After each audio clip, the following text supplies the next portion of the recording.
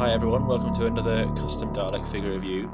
This time we're looking at the TV21 Black Dalek, which is one of the earliest Black Daleks in Doctor Who related media. You may have seen this figure already in my 1K subs collection video. I was intending to cover this first, separately, but I ended up doing that video first when I hit 1K sooner than I thought I would.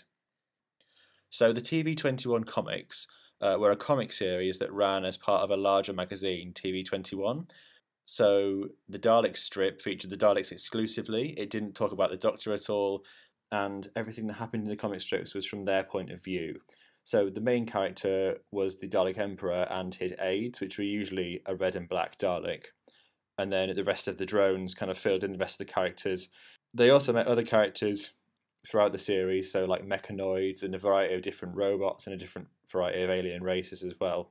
So the Black Dalek in the comics is basically the Emperor's right-hand man. So he's kind of not only a second in command, but also kind of like the Emperor's champion. So when the Emperor was threatened by the Red Dalek Zeg in Duel of the Daleks, he sent the Black Dalek to face the Red Dalek.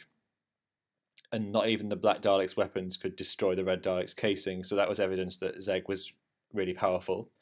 And he was then able to take on the Emperor in a separate duel between strength and brains. So yeah, so the Black Dalek, obviously, in the comic strips, the proportions of the Daleks change quite a lot depending on who's drawing the comics. So for this Black Dalek, I took a Dead Planet Dalek body, which was the closest existing sculpt from a figure that we could use. And I basically took it apart, spray painted it largely black, and gave it silver highlights as it's depicted in most of the comics. I took a few liberties here and there, but on the whole, I think the general appearance of it is very true to what's shown in the comics. So in order to make this figure, I took a Dead Planet Dalek, unscrewed the base, and then stuck the screwdriver into the body of the Dalek, removed the head and the neck, and then I spray painted the head gloss black. I spray painted the skirt and the shoulders silver, and then sprayed over the top of it black when the silver bits were covered by tape.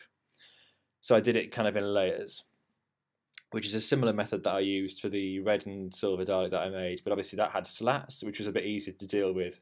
With this one, it was more about making sure that the various parts of the shoulders and the spots were covered up properly, because if I'd sprayed it without covering them up properly, then the silver bits would have been covered by the black spray paint, and that would have kind of ruined the whole thing.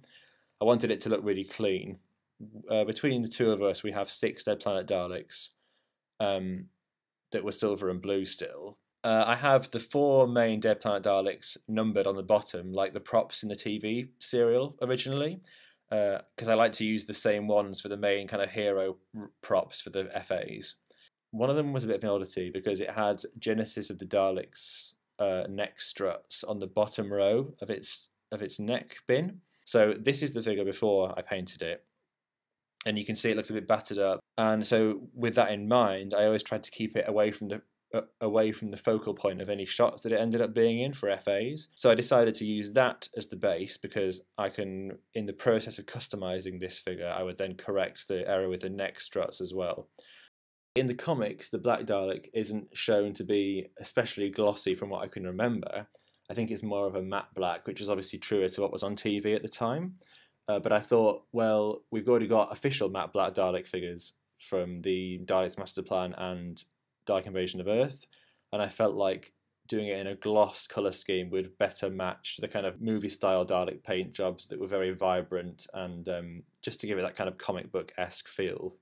And I decided to make the base of it silver because giving it a matte black base just looked a bit off, and I thought that it differentiated it further from the other drones. It looks great alongside the Dead Planet drones, but obviously they aren't really reflective of how the Daleks looked in the comics either. The closest official figure we have is probably the Chase Guard Dalek, so I like to think that the Curse of the Daleks Supreme would go with the Dead Planet Daleks, and that this TV21 Black Dalek would better fit in with the Chase Guard Daleks.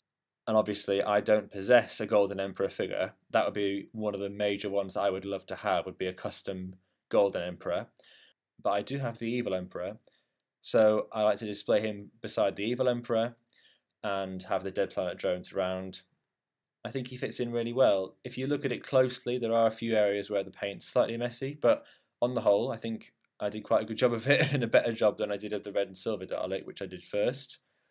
I have considered doing Zeg, but something about the red and gold in the comic books just doesn't translate that well to the 5-inch figures for me. I'm not really sure why.